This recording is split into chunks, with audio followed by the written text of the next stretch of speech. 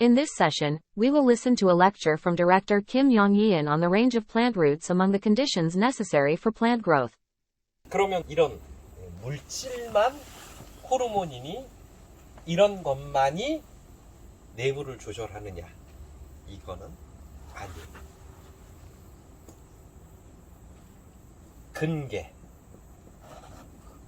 근계는 뭐냐면 뿌리가 차지하고 있는 영역을 근계라 그래요. 이 근계를 어떻게 뻗었냐에 따라서 호르몬이나 생리작용이 바뀌어요.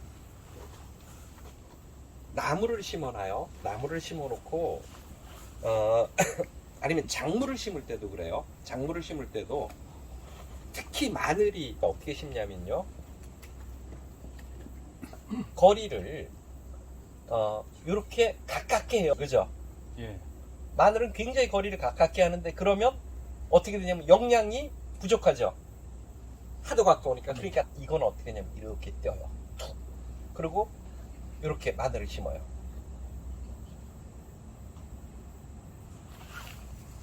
마늘 심는 게 그래요. 마늘 심는 비닐 나오면 좌우측이 똑같죠. 거기다가 마늘 심으면요, 마늘 안 커요. 그 사이에다가 한 개씩 더 심어야 돼요. 그래야지 마늘이 커져요. 마늘이 구멍이 좌우측이 똑같다고 그러면 안 커요. 그래서 어떻게 하냐면, 예를 들어서 좌우측이 똑같은 구멍으로 뚫린 데다가 마늘을 심는다고 하면, 마늘을 이렇게 심지 마시고요, 요렇게 심고 요렇게 심으라고요. 그럼 양은 똑같잖아요. 근데 마늘은 이렇게 심는 게 훨씬 굵어져요. 뿌리가 뻗은 형태가 자기 영역에서 동일한 식물과 만나면 그때 완성이 돼요. 마늘을 심을 때 떨어뜨리잖아요. 근계가 연결이 안 되죠. 그러면 마늘이 안 굵어져요. 뿌리만 계속 나가요.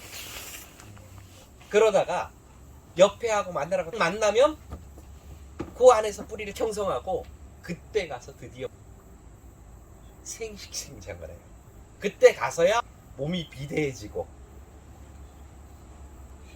입에서 합성이나 이런 게 원활하게 이루어지고, 그 전까지는 계속 힘을 어디로 뻗고 있냐면 뿌리 내리는 곳으로만 뻗고 있어요.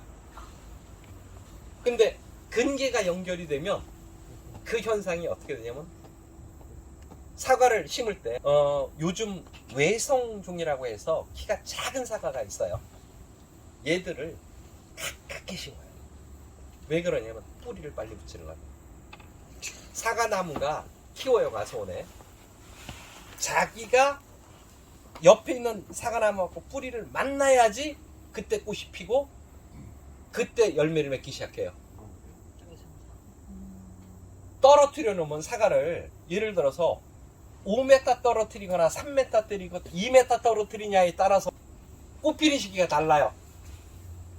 5m 떨어뜨린 애는 꽃 피는 시기가 한참 걸려요. 근데 2m 떨어뜨린 애는 안 그래요. 그래서 어디까지 꽂냐면 사과를 90cm마다 꽂아가는 게 지금 외성재배 형태들. 뿌리가 닿는 순간 내부 환경을 바꿔버려요. 인식을 해요. 그러니까 밑에 환경도 굉장히 다르다는 거예요. 그래서 내가 예를 들어서 나무를 빨리 수확하거나 농작물을 빨리 수확하고 싶다 그러면 근계를 붙이는 방법을 찾으세요. 그게 맞아요. 거의 대체적으로 식물의 내부 생리에 근계가 작동을 해요.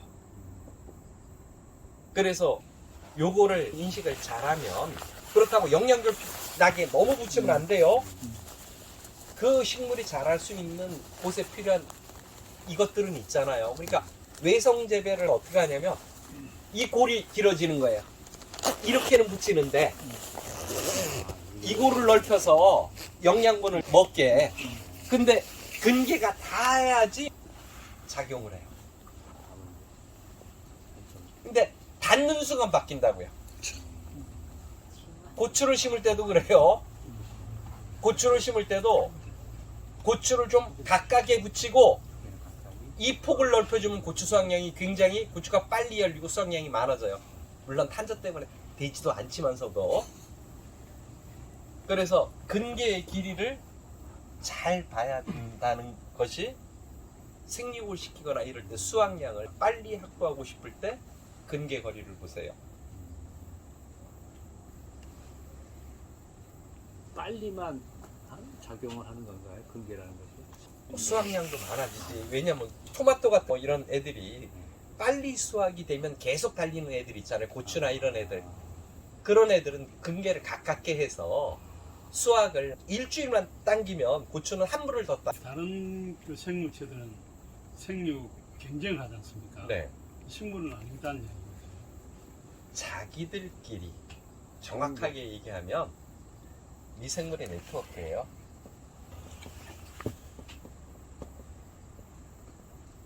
내가 이 미생물을 키우면서 같이 크고 있는 거예요. 그러다가 나하고 같은 그룹의 미생물을 만나면요, 뭐가 되는 줄 알아요? 그 사이에 다른 미생물이 없어요. 그러면 방어 시스템을 안 써도 돼. 모든 생명체는 자기가 생존하기 위해서 굉장한 노력을 하는데 어느 순간 야, 여기는 안 아픈 동네야. 여기는 내가 힘을 덜 써도 돼. 그럼 그때부터는 성장 쪽으로 간다고요. 그래서 근계들을 잘 붙이거나 활용을 해서 미생물 체계를 갖추어주면 돼요. 그런 상황이 아니면 미생물들을 배양해서 넣으면 돼요. 근데 미생물을 해서 배양을 해서 못 넣을 거면 공생하는 식물들이 거의 다예요. 지금 우리가 키우는 작물들은 거의 다 공생균을 가지고 있는 공생 그 시스템의 식물이에요. 이 공생 시스템의 식물은 근계가 붙는 순간 에너지를 안 써도 되는 거예요. 우리가 쓰는 98%라고 하는 유전자에서요, 거의 다 에너지를 방어 시스템을 가동하는데 다 써버린단 말이에요. 그래서 그걸 안 쓰게 해주는 순간, 무균 상태로 가는 순간 굉장히 식물은 잘 자라요. 무균 상태에서 식물 키우면요, 정말 미친 것처럼 잘 커요. 그런데 세상에 무균은 없잖아요.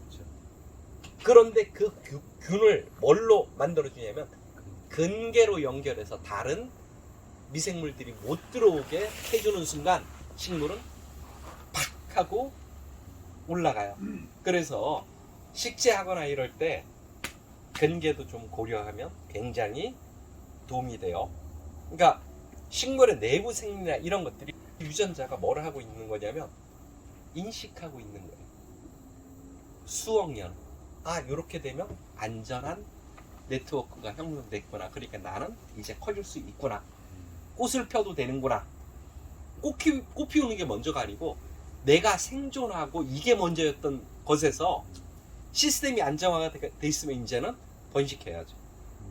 그래서 예를 들어서 꽃을 심을 때도 특정하게 근계로 뽑는 애들이 있어요. 벌개미치, 개미치. 이런 애들 꽃을 보고 싶으면 떨어뜨려 심는 게 아니고 줄로 심는 게 좋아요. 그러면 번식은 해나가지만 꽃을 그해 볼 수도 있어. 근데 벌개미치나 개미치를 여기 심고 저기 심고 번식 잘 되네 하니까 그러면 2, 3년간 꽃 못 봐요. 근데 그 뿌리가 뜯는 순간 바로 생식이라는 부분으로 넘어가요. 한 줄로 가깝게 쭉 붙여버렸어.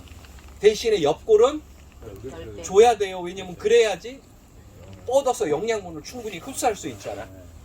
그래서 예를 들어서 어떤 약초나 이런 것들을 심을 때도 일정한 간격으로 심는 것만 가르쳐요. 그러지를 말고 살짝 틀어서 뭔 얘기인 줄 알죠? 그러면 수량도 훨씬 더 많이 들어갈 뿐만 아니라 이 버름이나 이게 훨씬 좋아져요. 그래서 근계를 고려한 식재를 해준다 그러면 수확 시기에서부터 굉장히 더 큰 수확을, 단순하게 이건 심는 방법이 식물의 내부적으로 그런 게 코드가 되어 있고 그것만 알면 되는 거예요. 그러니까 마늘 심을 때 올해 가서 구멍 뽕뽕 뚫리고 고대리 심지 말아요. 그지 말고 그렇게 사이에 꽂아줘요. 그러면 마늘이 훨씬 굵어져요. 그냥 이렇게 된 줄 요만큼 하고 또 요만큼엔 그렇게 심어봐요. 그러면 수확량도 훨씬 많은데 마늘도 훨씬 굵어요. 그게 식물의 이제 내부적으로 외부로 움직이게 하는 테크닉들이에요. 그 마늘 굵기가 있잖아요. 네. 조금만 떨어뜨릴 정도 거리에다가 심으라고. 네. 마늘 사이즈가 있잖아요. 그게 나중에 컸을 때 안 붙을 정도 거리면 된다고. 특히 산마늘 이런 것들 재배 하는 농가들이 많아요. 이 사람들이 그걸 몰라요. 듬성듬성 심. 왜냐면 정책 자금이든 뭐가 나왔는데 100평 하면 돈이 정책 자금이 조금밖에 안 나오잖아. 그래서 나는 10,000평 할래요. 5천만 원 주세요. 이러는 거예요. 근데 그렇게 하면 안 커요. 계속 뿌리만 뻗어나고 이게 굵어지고 잎이 안 커져요. 그래서 근계를 고려한 부분으로 들어가야 되고요. That's all for the range of plant roots among the conditions required for plant growth. Thank you for listening.